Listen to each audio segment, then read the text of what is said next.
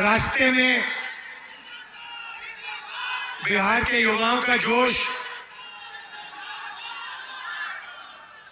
बिहार की जो क्रांतिकारी हिस्ट्री है वो थोड़ा देखने को मिला।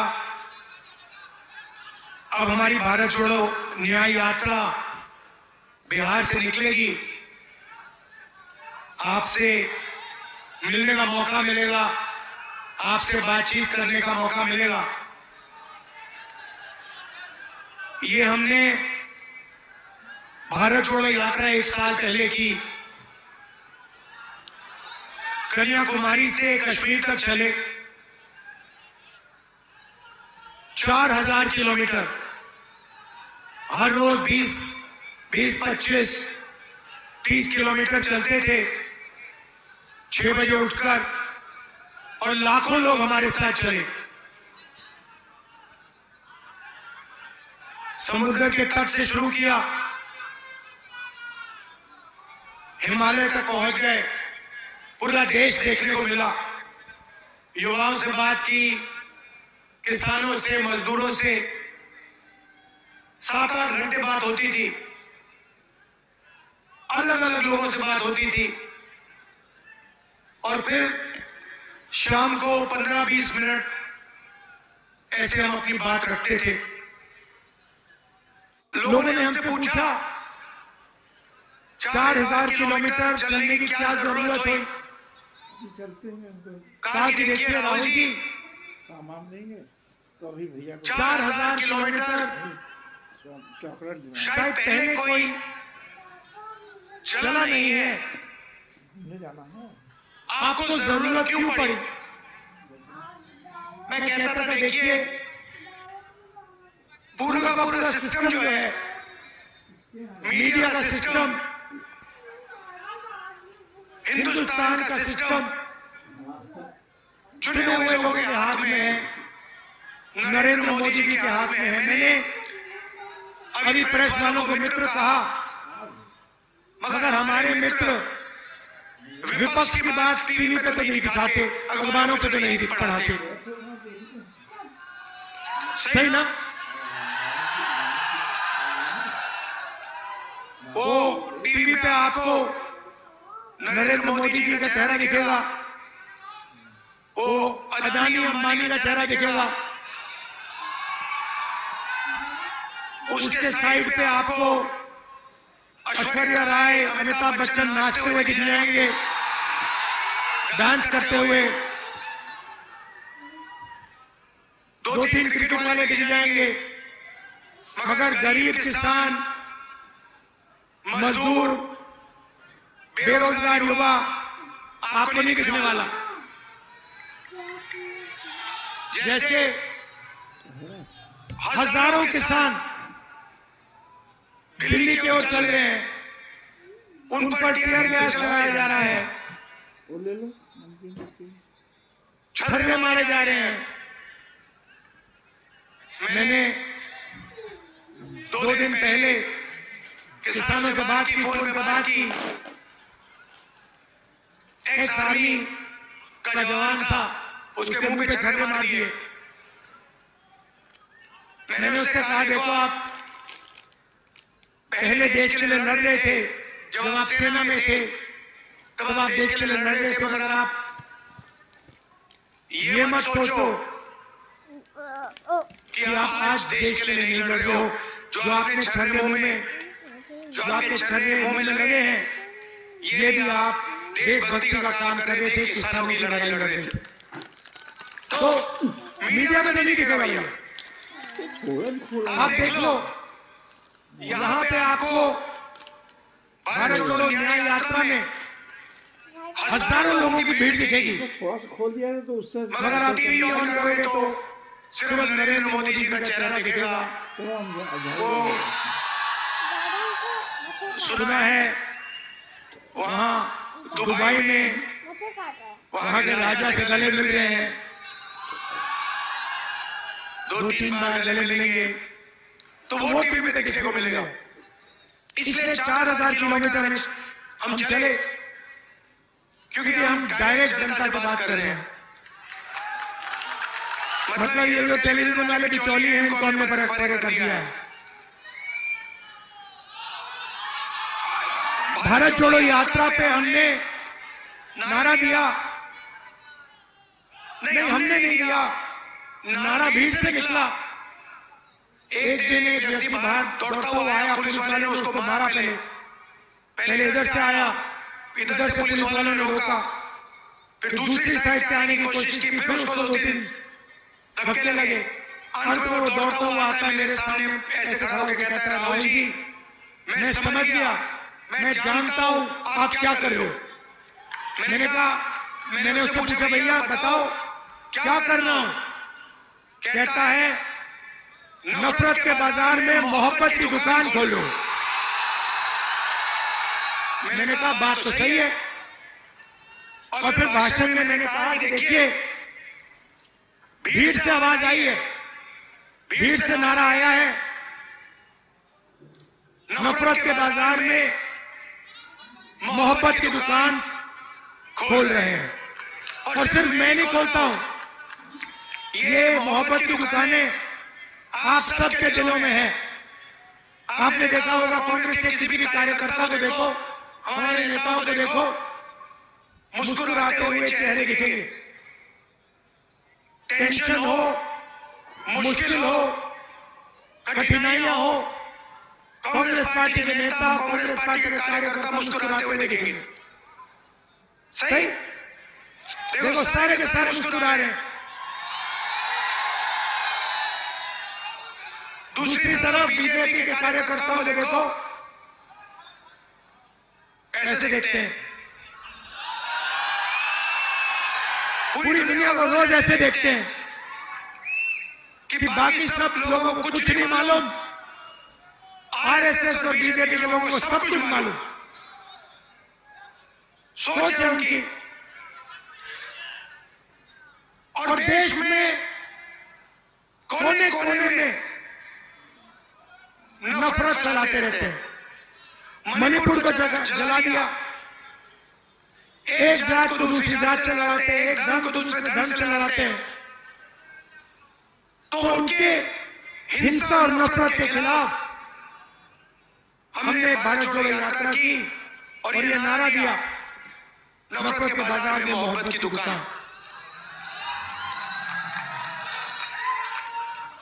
रास्ते में एक और बात पता लगी, 4000 किलोमीटर लाखों लोगों से मिले।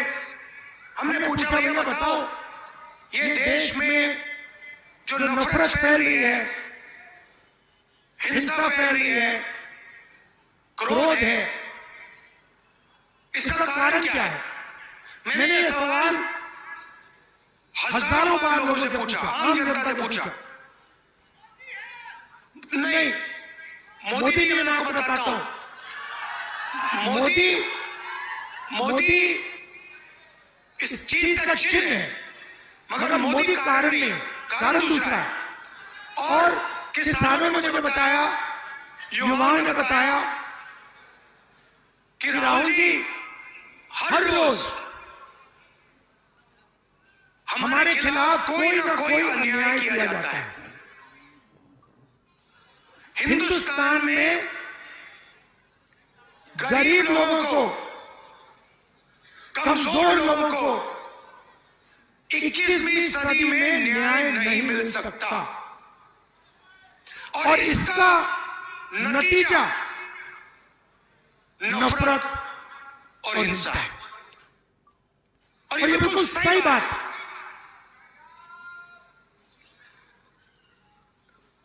गरीब व्यक्ति जितनी भी कोशिश कर ले, किसान जितना भी चिल्ला ले,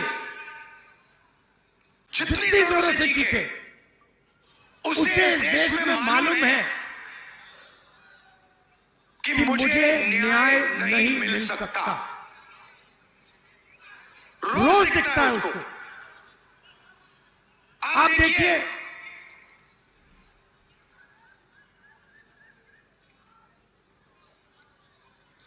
सबसे अमीर लोगों का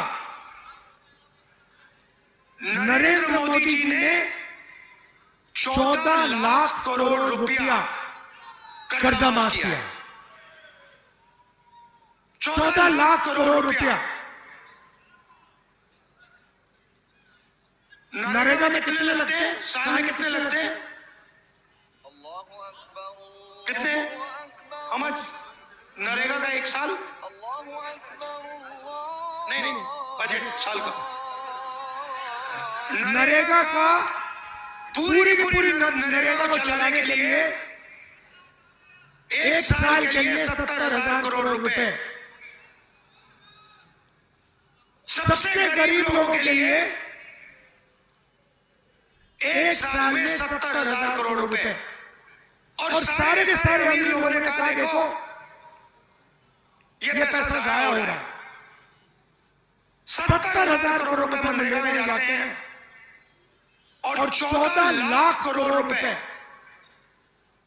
हिंदुस्तान के 10-15 सबसे अमीर लोगों का एक सेकंड में कर्जा माफ हो जाता है। अखबार में नहीं आता, क्यों? क्योंकि अखबार के पहले एक अखबार था, वो एक टेलीविजन था, मीडिया है, एनडीटीवी, उसको भी आजादी जी ने खरीद लिया।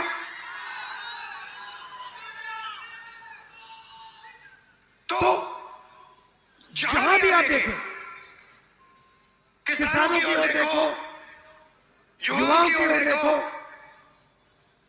मजदूरों की ओर देखो, आपको अन्याय अन्याय दिखेगा। 21वीं सदी है, आर्थिक अन्याय,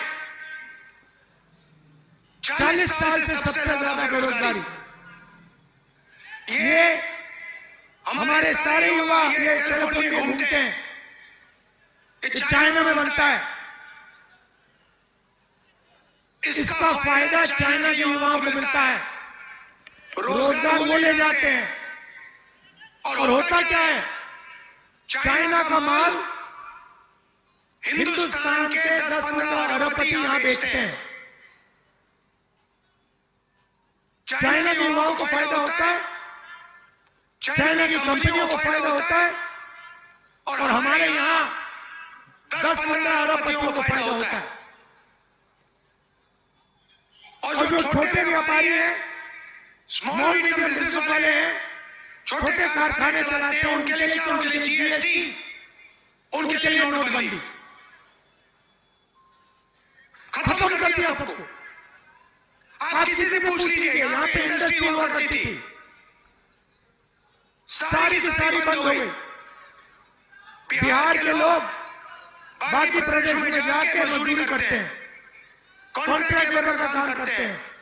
यहाँ पे 4 लाख शिक्षा की मजदूरी कर रहे हैं, कॉन्ट्रैक्ट में हैं, उनको एक दिन में निकाला जा सकता है।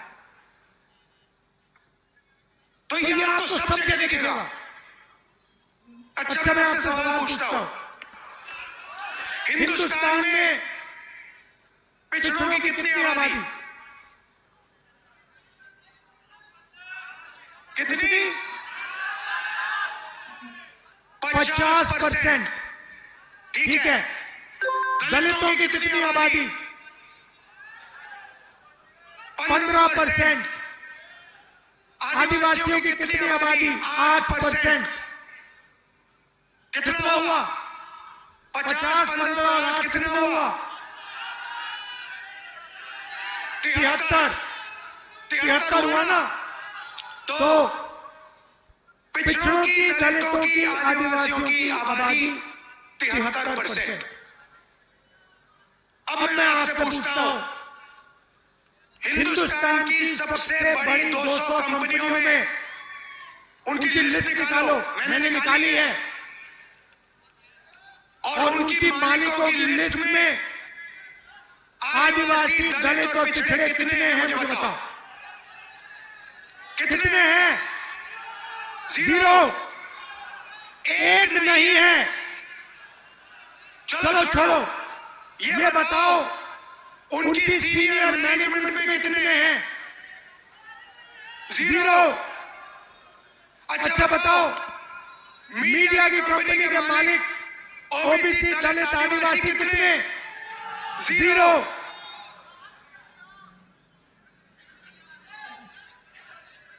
प्राइवेट अस्पतालों के मालिक बताओ, जीरो।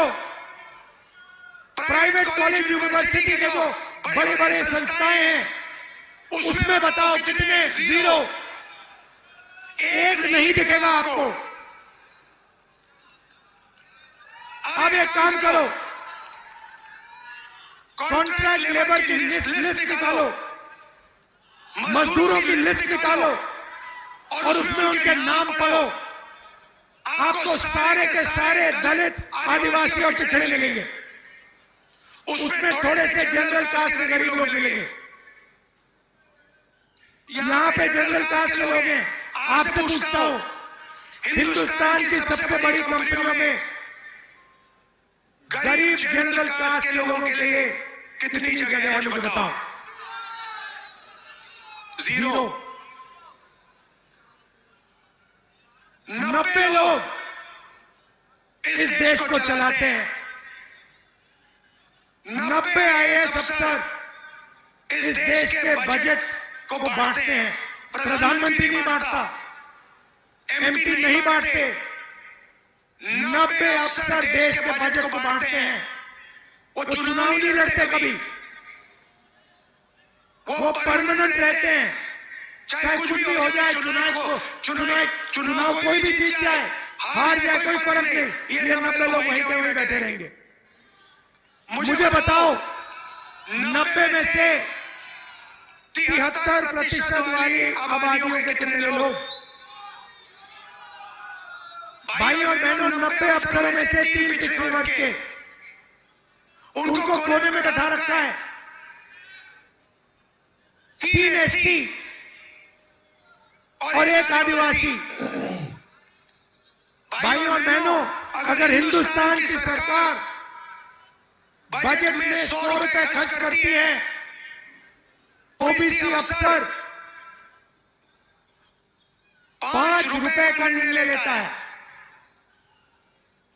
आदिवासी अफसर 100 रुपए में से 10 पैसों का निर्णय लेता है और दलित अफसर 100 रुपए में से 1 रुपए का निर्णय लेते हैं। मतलब अगर हिंदुस्तान की सरकार बजट में 100 रुपए खर्च करती है तो इस देश की 73% आबादी सिर्फ 6 रुपए 10 पैसे का निर्णय लेती है।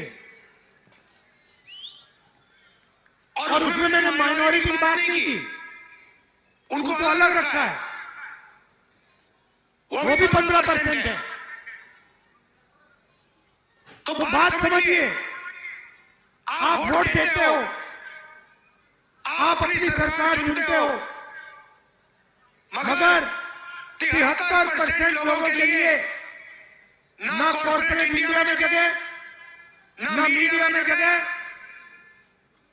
ना बड़े उद्योगों में जगह, ना ब्यूरोक्रेसी में जगह, ना हाई कोर्ट में जगह। हाई कोर्ट का आंकड़ा मेरे पास है, 650 हाई कोर्ट के जज हैं। उसमें से अगर आप 73% वाले लोगों को देखो, 650 में से 100 हाई कोर्ट के जज या दलित या आदिवासी या पिछड़े वर्ग के। मतलब आबादी आपकी,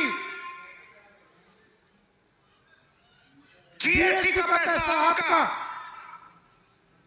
आप देते हो। आपने शर्ट खरीदी, ये जो गुलाबी शर्ट पहने, कितने रुपए की शर्ट थी? हाँ, 300,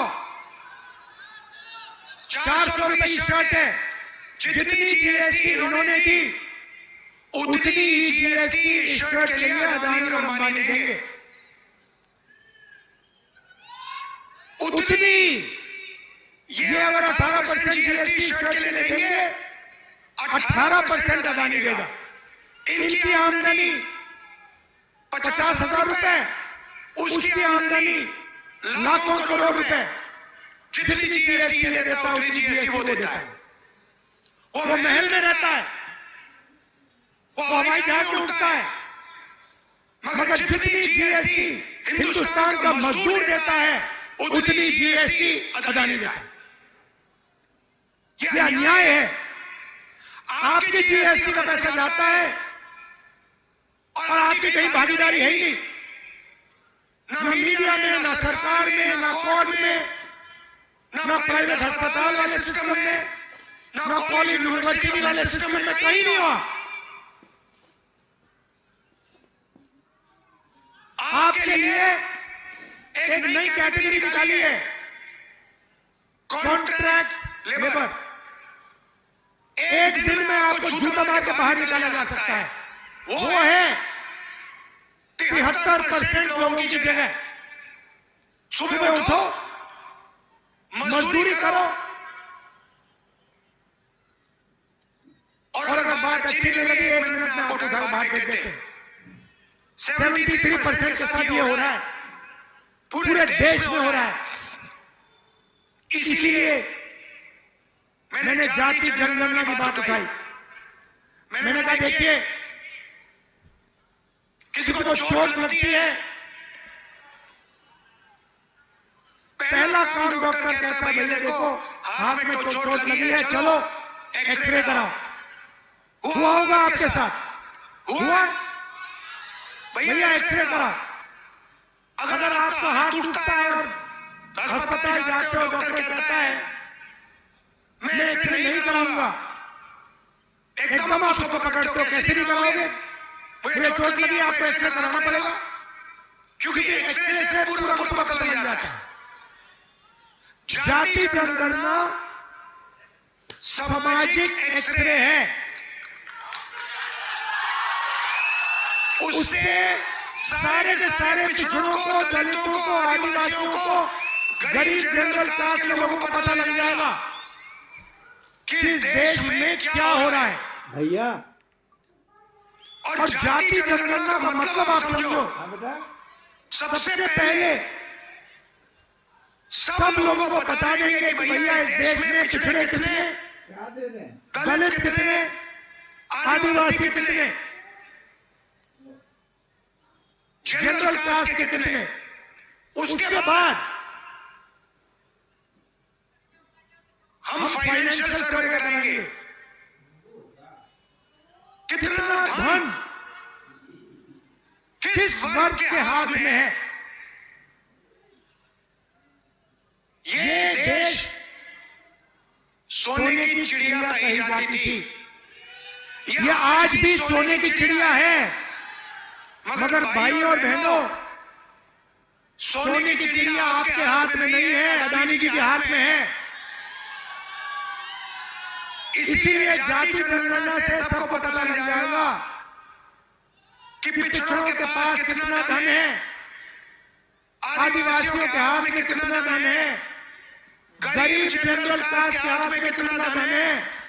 और ये 1% लोग, अरबपति लोग, बड़े बड़े ब्यूरोक्रेट्स, इनके हाथ में कितना धन है। दूध का दूध, पानी का पानी हो जाएगा। ये भाई और बहनों क्रांतिकारी कदम है।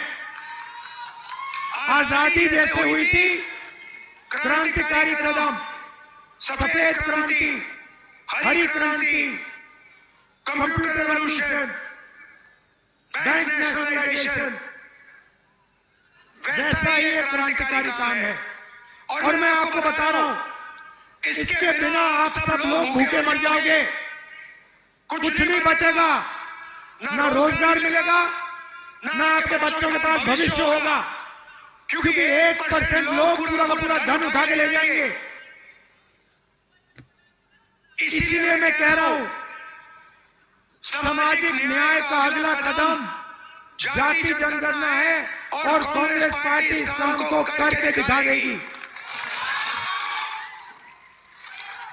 कुछ ही दिन पहले हमने एक ऐतिहासिक कदम उठाया। पहली बार हिंदुस्तान की हिस्ट्री में हमने कहा कि हिंदुस्तान के किसानों को हम लीगल एमएसपी देंगे। कानूनी गारंटी वाली एमएसपी कांग्रेस पार्टी हिंदुस्तान के हर किसान को देने जा रही है। ऐतिहासिक काम है। जैसे ही मैंने जाति जनगणना की बात की, नरेंद्र मोदी जी कहते हैं हिंदुस्तान में जात तो है ही नहीं, एक अमीर है एक गरीब है, दो ही जात है। पहले कहते थे मैं ओबीसी हूं, अब कहते हैं दो ही जात है। हमने एमएसपी की गारंटी दी, बीजेपी के लोग कहते हैं कांग्रेस पार्टी कर ही नहीं सकती। पहले हमारे बारे में कहते थे कांग्रेस पार्टी किसानों का कर्जा माफ नहीं कर सकती। 72,000 रुपए कर्जा माफ करके हमने दिखा दिया, 2 मिनट में दिखा दिया, 10 मिनट लगे उसको करने के लिए। तो यही भारत जोड़ो यात्रा का लक्ष्य है कि हम सामाजिक न्याय, आर्थिक न्याय, इन चीजों की बात करें और इन चीजों की लड़ाई लड़े। बीजेपी ने राम मंदिर का उद्घाटन किया, देखा आपने? मुझे बताओ, टीवी आप सबने देखा, आपने उद्घाटन में एक गरीब व्यक्ति का चेहरा देखा? अंबानी दिखे, अदानी दिखे, अमिताभ बच्चन दिखे, नरेंद्र मोदी दिखे, हिंदुस्तान के सारे अरबपति दिखे, किसान दिखा, मजदूर दिखा, बेरोजगार युवा दिखा। तो फिर बात समझिए, ये नरेंद्र मोदी जी 2-3% के लिए काम करते हैं। ये पूरा ड्रामा जो चल रहा है आपके ध्यान को भटकाने का है। टीवी वाले मिले हुए हैं, मीडिया वाले मिले हुए हैं, अदानी, अंबानी, नरेंद्र मोदी, ये 10-15 लोगों की टीम है और इनका काम आपसे आपका जो जीएसटी का पैसा है वो छीनने का है, वो लेने का है और 24 घंटे आपके ध्यान को इधर उधर करने का है। देखो भैया उधर वो ऐश्वर्या राय नाच रही है, वो देखो भैया अमिताभ बच्चन ने डांस मारा, वो देखो भैया विराट कोहली ने चौका मारा, ओ भैया देखो पाकिस्तान में लड़ाई हो गई, वो देखो चाइना में ये हो रहा है। मगर हिंदुस्तान में कितनी बेरोजगारी है उसके बारे में नहीं बोलेंगे, जीएसटी का पैसा कहां जा रहा है उसके बारे में नहीं बोलेंगे, जाति जनगणना उसके बारे में नहीं बोलेंगे, किसान की एमएसपी उसके बारे में नहीं बोलेंगे, कॉन्ट्रैक्ट लेबर उसके बारे में नहीं बोलेंगे। कभी नहीं दिखेगा मीडिया पे, दिख ही नहीं सकता, वो आपका है ही नहीं, वो आपका है ही नहीं।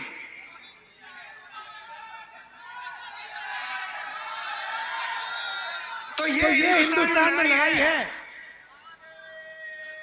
ये लड़ाई हिंदुस्तान में। एक तरफ 99% लोग, उसमें 50% पिछड़े लोग, 15% दलित, गरीब जनरल कास्ट के लोग, आदिवासी, माइनॉरिटी, ये सब। और दूसरी तरफ चुने हुए अरबपति नरेंद्र मोदी, मीडिया।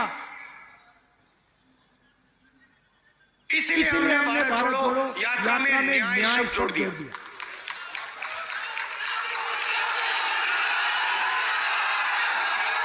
आप सब आए, इतने प्यार से आपने मेरी बात सुनी,